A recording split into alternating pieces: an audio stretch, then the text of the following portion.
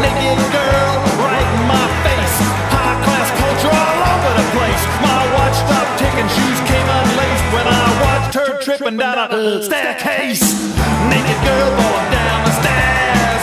Naked girl falling. And then another time, my husband and I, my ex-husband, we were driving down the main street in Fayetteville, Arkansas, and walking down the sidewalk was a rather large woman, probably about my size. Looked like she was older, maybe in her 50s or 60s. And she was completely naked, just stark raving nude. And there was a van that had stopped, and it had several ladies in it, looked like businesswomen. And one of them had gotten out and had her arm around the woman and was leading her. And the naked woman was crying. I don't know what the situation was with her, but she was crying, and the clothed woman was leading her down the sidewalk towards the police station. So I figured that's where they were going. Had a very large, roomy, soft denim dress in the back that I was sure would fit her and would feel very nice. And so I got out of the car and I rummaged and found the dress, and we turned around and went back to the police station, and I went in. And she was sitting there, and they were trying to wrap these small little scratchy-looking army green wool blankets around her. I just walked in, and I held up the dress, and I said, "Excuse me, could you use this dress by any chance?" And one of the cops says, "Oh gosh, yes, oh thank you so much," and grabbed it and took it over to the lady, and they were going to take her to the other room and dress her. And I just said, "Okay," and I turned around and walked out, and a cop followed me and called after me, and his eyes were huge. I think he thought I was an angel or something, because he says, "Who are you? What's your name?" I told him my name. He said, "How did you know that we needed that dress?" I told him, well, I saw her, and I gave him the little story, and he just thanked me profusely. Anyway, so then I have strange episodes like that, and like people just walk up to me and say weird shit. Like, I was standing with my mother one time this is fairly recently, looking at books on a table in a store, and this strange man just walked up, and I thought I saw him out of my peripheral vision, and I thought maybe he was talking to someone else.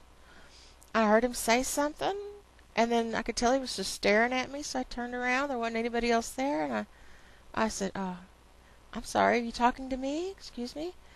And he says, "Yes, I was talking to you." I said, "What did you say?" He says, "I asked, do I smell patchouli in the air?" And he like came from a long distance to come over and ask me this too. He couldn't have smelled patchouli on me if I had been so nasty as to have patchouli on my person. I told him, "Not I, not guilty." He just says, "Oh, okay," and took off and left. Okay? And last night, as I was driving to my friend Danielle's house to help her pack, I was driving through Farmington, which is a small little town. It's like they just recently had their first grocery store move in. It's a very small town. And they're walking along the side of the highway. It was dark by then, but we do have street lights in Farmington. There was a woman. I wasn't sure of her age. She had blonde hair, had it up in a ponytail. She was wearing very short shorts and a little tank top. She was a very thin woman, and she's skipping. She's definitely a grown woman, though. Looked like maybe in her late 20s, early 30s. She's skipping, and she has a long string that she's like kind of got behind her, and on the end of the string is a Sonic cup. For those of you that don't have Sonic, it's a fast food place. They're really, really good. They're like the mad scientists of the fast food world. Always coming up with new combinations of stuff, and you can order like a chocolate, cherry, vanilla, peppermint, Coca-Cola. It's whatever you come up with. And it's a kind of cool place. But she had like the styrofoam cup with the lid and the straw. But she had a string attached to it. And I guess she was taking her Sonic cup for a walk at about 9:30 at night and skipping. Oh my God, I see the strangest things. And last night when I was at Danielle's, I didn't know what to do with like her stuff in the bedroom, and we had done the downstairs mostly. So I said, well, let me do your daughter's room. Let me get her stuff packed up. And that apartment has quite a history of very odd activity. In other words, it seems to be haunted. And I've experienced a lot of it myself, like being downstairs alone in the apartment and hearing someone stomping around overhead and getting on their bed and rolling around. Their bed makes a very distinctive loud noise. Sitting on their bed and flopping around on it and stuff, and then getting up and stomping around some more. I've experienced some weird stuff there. But oddly, the place does not have a negative feel to it at all, not to me. But the daughter had complained quite a bit when they still lived there of ghosts coming in her window and bothering her and scaring her at night and doing things. And the daughter's almost 5 now. So I was in there packing stuff, and the kid has 3 large sets of Lincoln Logs. And, there's tons and tons of the little tiny ones in any set.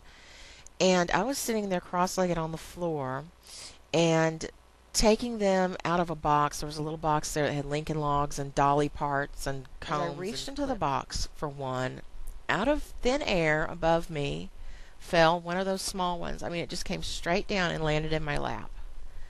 There were 2 other people there. Danielle, who was in her closet, getting stuff out of her closet, and her brother, who was outside putting some things in the moving van. Lincoln Log just fell out of thin air, and to me the feeling was, here, you forgot one. You missed one. And I just kind of picked it up and looked at it and raised one eyebrow, which I don't think I can do on command. I raised an eyebrow, and I put it in the container and kept packing. So, yeah, I just didn't think much of it.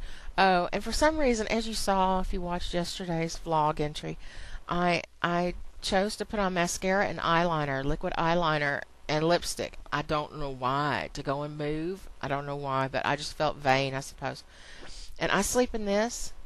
It says hottie on it. So anyone that comes to my room and finds me drooling and snoring can be reminded, I'm not a drooling, snoring, sleeping person. I'm a hottie.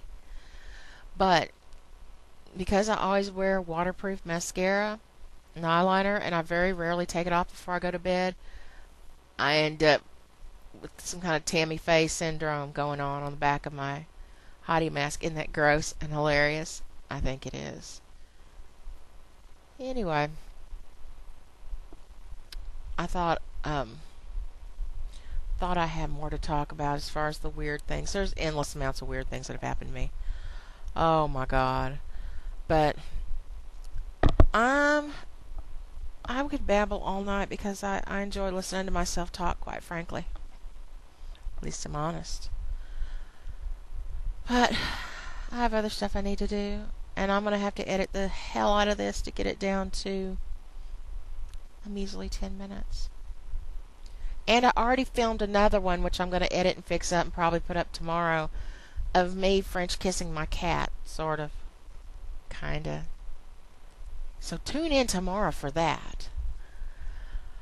Look, I've got on my sweet little baby doll nighty thing. I love it. So comfy. I will eventually, when it gets ratty, I will take it apart and reverse engineer it and make a new one. So, anyway. Mwah. See ya.